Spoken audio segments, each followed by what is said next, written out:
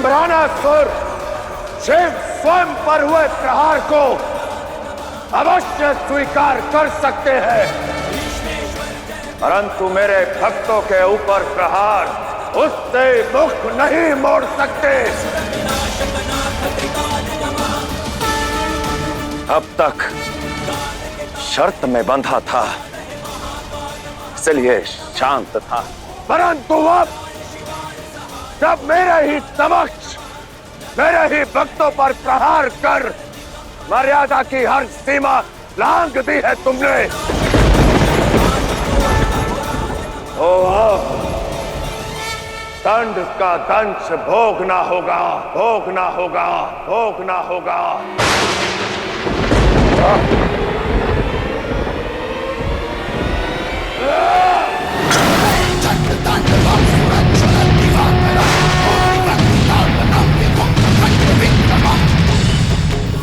विभुम अखंड विक्रमम, विभुम अखंड विक्रमम,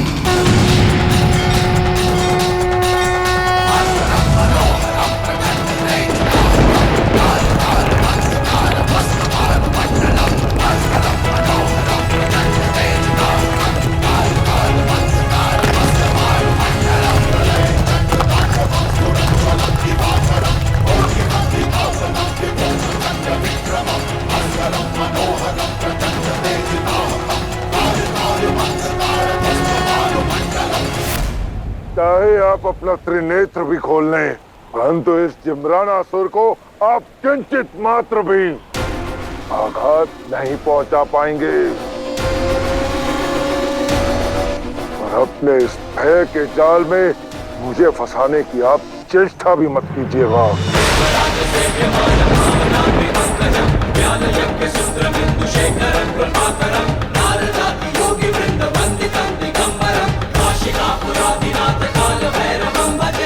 महादेव,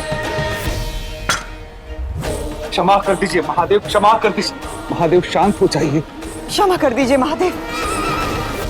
असुर गुरु, क्षमा नहीं, अब संहार होगा महादेव का।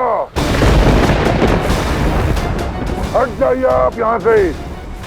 महादेव है ना ये, तो लहराने दीजिए इनको अपनी शक्ति का ध्वज, खोलने दीजिए इनको अपना ये त्रिनेत्र। मौन हो जाओ जिम्रानासुर।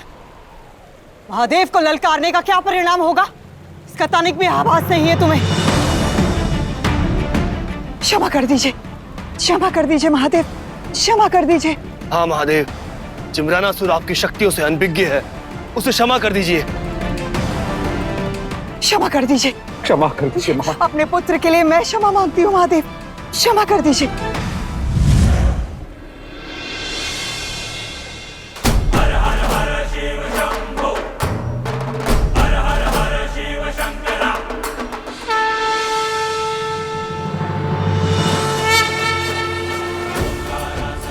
चलिए।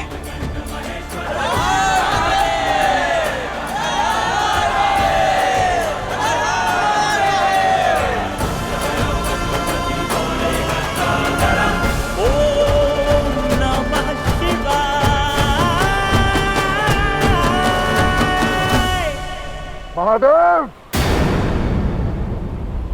असुर माता, दैत्य गुरु, हो आए आप मेरे और शिव के मध्य। जिम्रानासुर, शांत मन से विचार करने का प्रयास करो। महादेव का विभक्त होकर पुनः एक होना ये सिद्ध करता है कि तुम्हारे वरदान की काट महादेव को प्राप्त हो चुकी है। नहीं दैत्य गुरु, यह संभव है, फल है महादेव का। जिम्रानासुर, यदि महादेव ने कहा है तो तुम्हारी काट अवश्य सच है। तुम्हें बस सतर्क रहने की आवश्यकता है पुत्र। नहीं माता, मुझे मिले वरदान की काट असंभव है। ये समय तर्क वितर्क करने का कदापि नहीं है। सर्वप्रथम तुम ये बताओ कि देवी पार्वती ने तुम्हें कौन सा वर दिया था?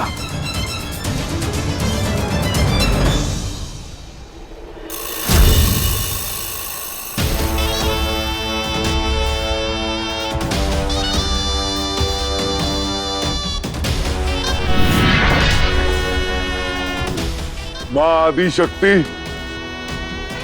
मेरा प्रणाम स्वीकार कीजिए माँ। हे माँ, यदि आप मेरी तपस्या से प्रसन्न हैं, तो मुझे वर दीजिए माता कि मेरा वध मेरे ही क्षेत्र में जन्मी वो वयस्क कन्या कर सके जो न केवल अविवाहित हो, अपितु अपने तन से और मन से भी कुंवारी हो।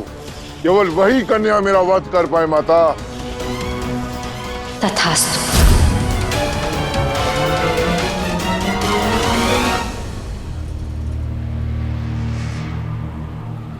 और यदि जन्म ले भी लिया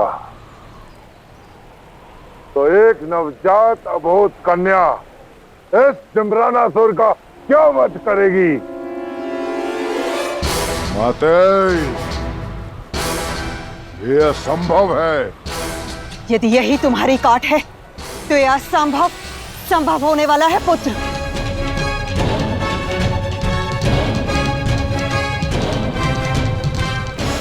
यदि ऐसा है माते, तो मैं अपने क्षेत्र की हर वयस्क कन्या का विवाह करवा दूंगा। अपने क्षेत्र की हर कन्या पर दृष्टि है हमारी। अवश्य ही किसी कन्या का जन्म हुआ है। याद करो कि कहा कैसे किसके घर नवजात शिशु का जन्म हुआ है और वो कन्या है। सेनापति, शीघ्र पता लगाओ कि हमारे क्षेत्र में किस नवजात कन्या ने जन्म लिया है।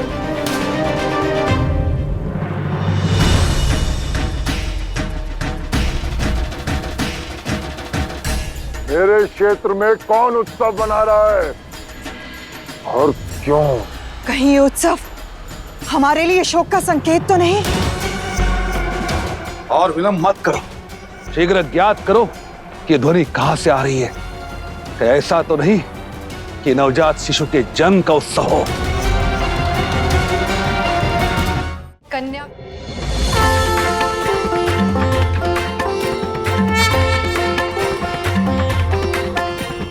कात्यायनाय विद्महे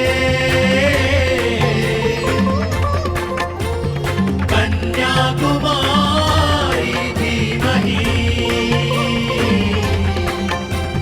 कन्याकुमारी। आइए राजकुमारी कन्याकुमारी, आपका स्वागत है।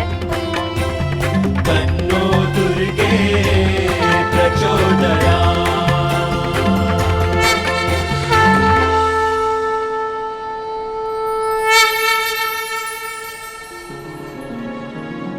मेरी पुत्री को किसी की भी दृष्टि ना लगे। माता आदिशक्ति के आशीर्वाद से वर्षों बाद मुझे इतनी सुंदर पुत्री प्राप्त हुई है। आज इस पूरे क्षेत्र में महोत्सव होगा। नगर में किसी के घर में चूल्हा नहीं जलेगा। सभी का भोजन हमारे महल में ही होगा। राजा भारत की, राजा भारत की, राजा भारत की, राजा भारत की, राजा भारत की, राजा भारत की, राजा भारत की, राजा भारत की। अब तो उठ जाइए देवी। देखिए, आपके मूर्छित रहते इस संसार में न जाने क्या कुछ घटित हो गया।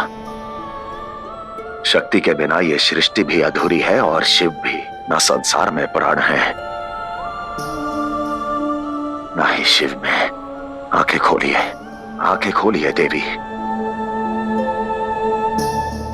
राजा भरत के आंगन में पुत्री रत्न उत्पन्न हुआ है। तो क्या हुआ माते? केवल एक कन्या ने ही तो जन्म लिया है।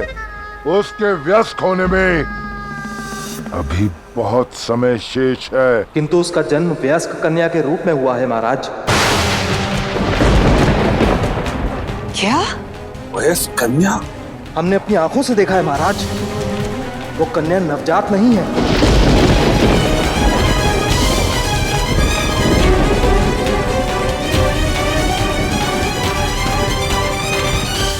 अर्थात ये छल है, माया है। तुम्हें मारने का षड्यंत्र है पुत्र। ना ये छल है न माया, कन्याकुमारी तुम्हारा अंत है जिम्भरानासुर।